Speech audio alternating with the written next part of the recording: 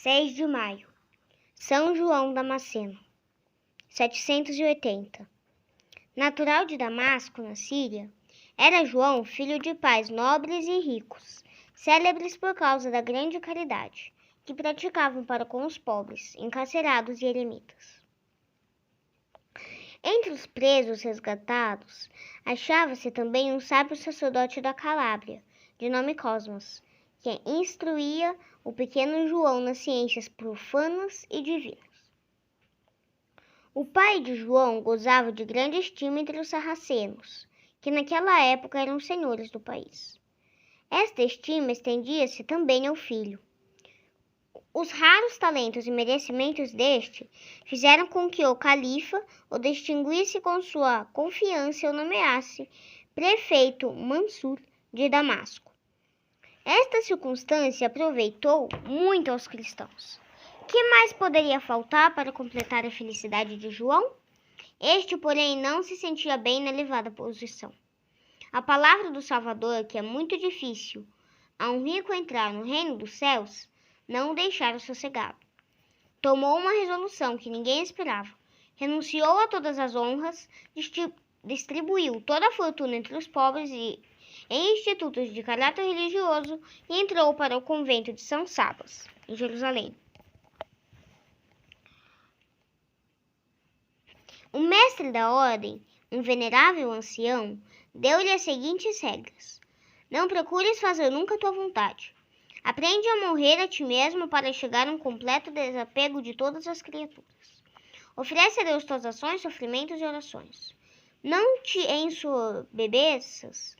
ensoberbeças em virtude dos teus conhecimentos ou de qualquer outra coisa, mas convence-te cada vez mais de que não és nada senão ignorância e fraqueza. Renuncia à vaidade, desconfia da tua própria opinião e não queiras desejar aparições e privilégios extraordinários do céu.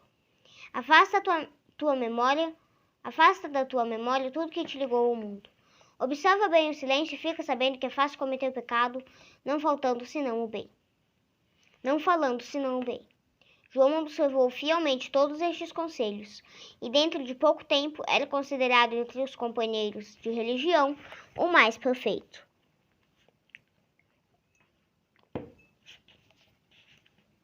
As virtudes que mais o adornavam eram a humildade e a obediência. Do mestre recebeu um dia a ordem de levar uns cestos ao mercado de Damasco e vendê-los por um preço muito alto.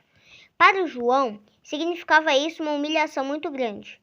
Ele, ex-prefeito da cidade, apresentava-se ao mercado a expor à venda uns cestos por um preço ridiculosamente exorbitante. João obedeceu. Não teria vendido cestos se um dos parentes não os tivesse comprado pelo preço indicado, só para o livrar de uma situação penosa. Em atenção às suas virtudes, foi promovido ao sacerdócio. Movido de um zelo extraordinário, pôs a pena ao serviço da defesa por causa da religião católica. O imperador Leão Isauro tinha publicado leis muito severas contra o culto das imagens. O movimento iconoclasta tinha tomado grande incremento no império. João escreveu 3 livros sobre o culto das imagens. Baseava-se-lhe a argumentação no dogma da infalibilidade da Igreja. Não venerais o Monte Calvário, a Pedra do Santo Sepulcro, os livros do Santo Evangelho, o Santo Lenho e os vasos sagrados? Que dúvida, pois, tendes em venerar as imagens dos santos? Ao imperador fez-se lembrar que não era de sua competência escrever sobre assuntos religiosos. Ao monarca compete o governo do Estado.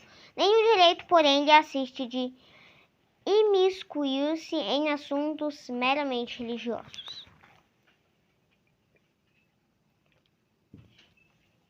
Seu biógrafo, o patriarca João, conta que na luta iconoclasta fora-lhe decepada a mão direita, que em seguida, por intercessão de Maria Santíssima, outra vez se ligou ao braço mutilado. João não se limitou à defesa pela palavra escrita. Percorreu a Palestina toda para animar os fiéis e confortá-los na fé. São João Damasceno, o mais brilhante teólogo oriental, Morreu no ano de 780 em Jerusalém. São João Damasceno foi um valente defensor das imagens sacras. Os hereges dos nossos dias impugnam o culto das santas imagens, qualificando-o de idolatria que perpetramos. Os católicos não adoram nenhuma imagem santa, mas veneram-nas. Eis os motivos por que as colocamos em nossos oratórios, em nossas igrejas e capelas. Primeiro, as imagens são objetos de instrução religiosa. Segundo, lembram-nos das pessoas e dos santos por elas representadas, e virtudes que estes praticaram. Terceiro, incitam-nos a imitar-lhes o exemplo, as virtudes e a santidade. Os inimigos do culto das imagens santas não se opõem geralmente à exposição dos quadros livres e obscenos, e toleram estátuas indecentes nos jardins públicos e nas fachadas dos palácios. Os inimigos do culto das imagens são conhecidamente propagandistas do mau cinema, onde são exibidas as imagens mais vergonhosas. As santas imagens edificam, fazem bem à alma. Imagens impúdicas corrompem e pervertem. Um pai de família, disse São Carlos Borromeu, por ocasião de um sínodo diocesano, deve retirar de sua casa tudo que não concorda com os costumes de uma família cristã. Imagens feias e obscenas têm só um destino, o fogo, etc. É melhor que queimem essas imagens do que almas imortais por elas desvirtuadas virem um dia sofrer as penas do fogo do inferno.